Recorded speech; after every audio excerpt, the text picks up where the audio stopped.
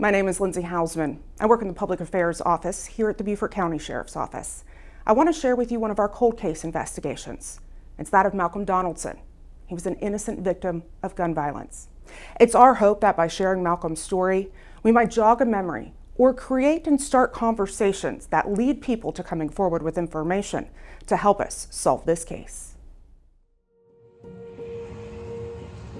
Historic Beaufort, South Carolina, known for its riverfront, Woods Memorial Bridge, and antebellum homes. But just outside city limits, in the Burton community of Beaufort County, there's a different kind of landmark.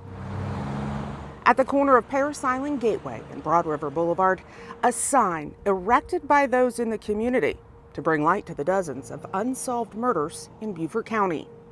Of those pictured, Malcolm Donaldson. 911, where's your emergency? Was this a shooting in Village? Okay, well, do you know the address? We are 10 Lexus Lane. On March 23rd, 2022, just before 8:30 that night, deputies were heading to Milledge Village Road after reports of gunfire. They then learned someone had been shot. The victim, a man lifeless inside his car. It was 52-year-old Malcolm Donaldson. Happy birthday to you. Happy birthday to you. Happy birthday, dear Malcolm. Man, didn't make me do a rule. Happy birthday to you.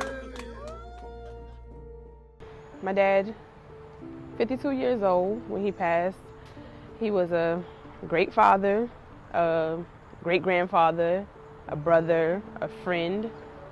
He was just a very giving human being, very consistent, humble, just my friend overall. On March 23rd, Malcolm left his home, which is here near Broad River Boulevard and Paris Island Gateway. Heading to Lexus Lane, about a mile away, Malcolm was going to a celebration of life for a friend who had just passed away. It would be his last drive to a neighborhood he grew up in. As Malcolm turned onto Lexus Lane from Milledge Village Road, gunfire erupted from behind him, his car riddled with bullets. Shots fired from Milledge Village Road. Malcolm was hit. His car now moving on its own, slowly coming to a stop in front of the home he was going to honor another. Mr. Donaldson was simply a victim who showed up to pay his respects and then was gunned down. Captain Angela Crumpton was the investigator on duty that night.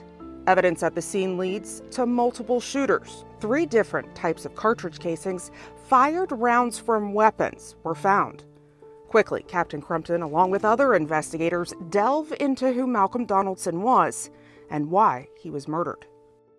In Mr. Donaldson's case, he had nothing recent. He wasn't involved in anything criminal. He was a hardworking man who absolutely loved his family, and that was apparent when we were doing background investigation and we're looking into, him and his activities. The only thing he did was work, provide, and care for his family, especially his grandchildren. He loved them dearly, and you could tell that. It's very, very sad. I don't believe that anything that he did caused what occurred to him. He was simply a victim that showed up and was mistaken for somebody else. A case of mistaken identity through evidence collected that night and then information learned in the days and weeks to follow. Investigators determined that Malcolm was completely innocent. He was mistaken for someone else. It was also learned that the intended target drove a car just like Malcolm, only a newer model. And then once forensic testing came back on the specific rounds found that night at the scene, investigators knew, without a doubt, this was in fact a case of mistaken identity. We were able to take some of the other pieces of the puzzle and evidence that we collected and connect other crimes to this, which led credence to that theory, because those other crimes have nothing to do with Mr. Donaldson, but do in fact have something to do with the individual that he was mistaken for. So based upon that, there's nothing in his background, there was nothing that we found of evidentiary value to indicate that he was involved in any criminal behavior. We fully believe that this was completely a mistaken identity and Mr. Donaldson was completely innocent in all his actions. He simply wanted to show respect to to a friend who had passed away and to a woman who had just lost her husband. Born to a brick mason and business owner, Malcolm grew up in Beaufort County. Happy birthday, dear Uncle. Happy birthday to you. One of 8 children, Malcolm had 4 brothers and 3 sisters. The proud father of 3 children, Marquita, Javon, and Brittany, and then 6 grandchildren. Malcolm was a roofer and then did a variety of side work for those he knew, such as landscaping and car detailing. He always just wanted to be an entrepreneur. That was his spirit. Like he liked to help.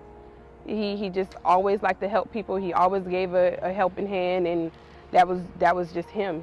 Any way he could help, he always just helped. Malcolm was a man of faith, attending New Life Deliverance Temple on St. Helena Island and then Mount Calvary Baptist Church when he lived on Hilton Head Island. He always enjoyed sharing his testimony, one of how he changed his life. His biggest blessing, what brought the most joy to his life, it was his family, children, and grandchildren. He was in the yard before we even got up in the morning. We heard his music outside, and he would wake us up and just come get them. He'll ride on the bicycle to come get my daughter and take them to my aunt's house. People got his granddaughter on the bicycle this morning. Just different stuff like that we can't get back. I want to thank my family and friends for sharing my 50th birthday with me and being able to allow to have memories that 50 years that I never had before. So I thank you guys for participating and sharing this with me. Thank you. Malcolm! Malcolm! Following Malcolm's murder, in June of 2022, a walk for justice was held in Beaufort. Here's a report from WJCL News. This morning, a march for justice was held in Beaufort. People participating carried signs urging for an end to gun violence. The goal of the event was to bring awareness to several cold cases in which victims were killed simply for being in the wrong place at the wrong time. On March 23rd, my dad was going to a sit-up where another family friend had passed, and they were having a fish fry, and he was shot. He had a similar car to the person they were looking for, and they shot and killed him. It doesn't hit home until it hits your family. And a lot of people in my community, I feel, when they know that their family is doing the wrong thing, they try to protect them. They don't want to hold them accountable for the things that they're doing, and what's going on is other people are getting hurt. Around 75 people marched on Broad River Boulevard to the site where a 51-year-old was gunned down. He was a victim of mistaken identity. In the coming months, his oldest daughter, Marquita, family and members of the community continued to ensure their voices were heard in hopes of justice for Malcolm and then others who lost their lives to gun violence. In January 2023, a newly formed community group, Beaufort County Awareness Group, held an awareness and memorial event at the very corner where the sign was erected, displaying the photo of Malcolm and others. I'm Malcolm Donaldson. Everybody's talking about losing a child. I didn't lose a child. I lost my father, Malcolm Donaldson. I'm his oldest daughter.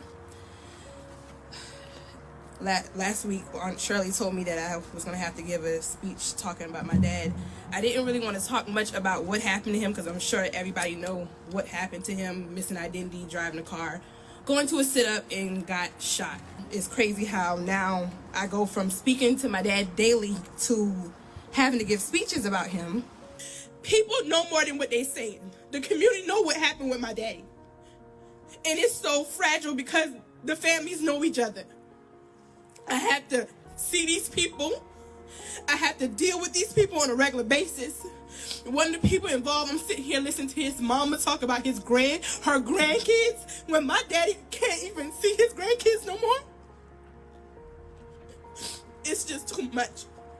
And I just want to say, like, the people who are responsible, just stop. Because I know y'all gonna watch. Stop. Because y'all are trying to shoot each other. And y'all not hitting each other. Y'all hitting innocent people. Y'all don't know what y'all doing. Y'all amateurs. Because people in the movies don't do this. They get their man. Y'all don't get y'all man. So just stop. Marquita was among other family members who lost their loved ones to gun violence. Also in attendance were area law enforcement leaders, including Sheriff P.J. Tanner. You know, I've been serving this community in law enforcement for 42 years. So 42 years I've been providing law enforcement service to the citizens of Beaufort County, both north of the river, north of the Broad River and south of the Broad River. I know this community well. And I know that in the final song, the closing song that you'll hear today, a change gonna come. Well, folks, let me tell you something. That's exactly what we need to do. And I hope everyone listens to that closing song, because that's where this community, Beaufort County community, needs to go. We need to change. Now, you've heard a lot of comments from different speakers about see something, say something. We say that all the time. We encourage people to get involved, because law enforcement cannot force any citizen or anyone to give information about a crime or information they have about other issues involving in a community. Nobody was able to come forward, or nobody was willing to come forward and give us the information as to who the shooters were. Captain Crumpton says of the large crowd there that night when Malcolm was murdered, no one would say what they saw or what they knew. For Marquita, she says she buried a piece of her heart the day they buried her father.